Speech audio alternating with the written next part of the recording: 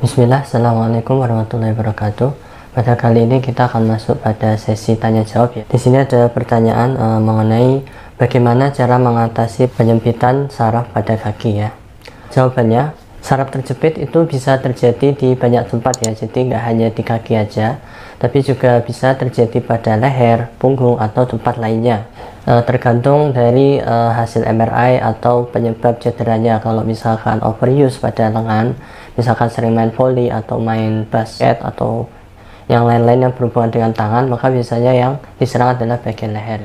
Saraf tersebut terjepit akibat jaringan di sekitarnya, itu seperti otot, sendi, jaringan ikat ya, tulang yang menekan saraf itu terlalu kencang ya, sehingga timbul rasa nyeri, kebas atau kesemutan.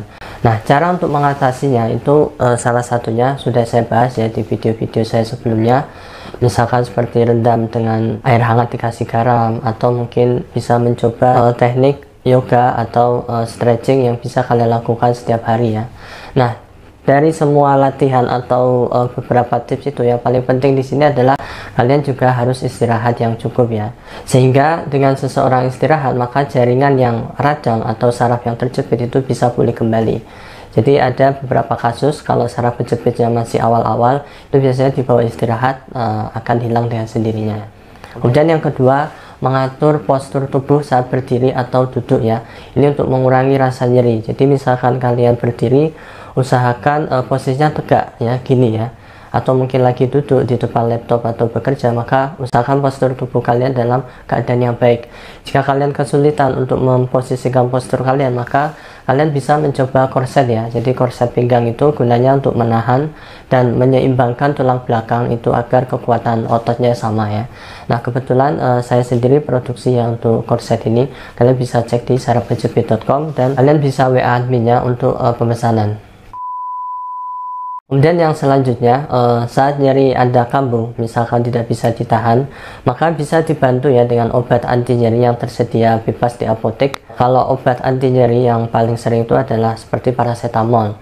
Atau kalau kalian masih gejala awal, kalian bisa coba Neurobion ya. Jadi ini untuk vitamin neurotropiknya dulu. Biasanya ini juga masalah dengan saraf tepi atau perifernya. Kemudian yang selanjutnya, kalian perlu latihan olahraga ringan ya, seperti yoga, serta bisa melakukan pemijatan di daerah yang nyeri.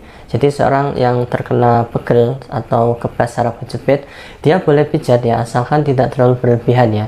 Jadi misalkan seminggu ya cukup sekali aja, atau bahkan sebulan 2 kali. Kemudian kalau kalian merasakan nyeri atau saraf terjepitnya itu ada di daerah kaki, maka coba kalian mengangkat kaki ya. Jadi misalkan di saat kalian mau tidur, kalian mengangkat kedua kaki kalian 90 derajat ke dinding. Ini tujuannya untuk melancarkan sirkulasi darah kalian. Siapa tahu dengan tips sederhana ini bisa membantu meredakan nyeri kalian ya. Kemudian tips lainnya adalah kalian bisa mengkompres bagian yang sakit, yaitu sesuai pertanyaan tadi, sarafnya terjepit pada kaki, kalian bisa kompres dengan air hangat atau air dingin ya, secara bergantian. Atau kalau kalian pengen lihat juga bisa dengan garam Himalaya, dimasukkan ke air hangat, kemudian kakinya direndam ya. Nah, jika keluhan tidak berkurang selama mungkin beberapa bulan, maka ini menunjukkan gejala HNP yang lebih serius ya. Kalian bisa konsultasi dengan dokter untuk pemeriksaan lebih lanjut. Nah, kalau kalian mungkin belum pernah mencoba susu kolostrum, saya menyarankan kalian coba dulu ya, karena ini mempunyai kandungan antiinflamasi alami sehingga bisa meredakan rasa nyeri saraf terjepit.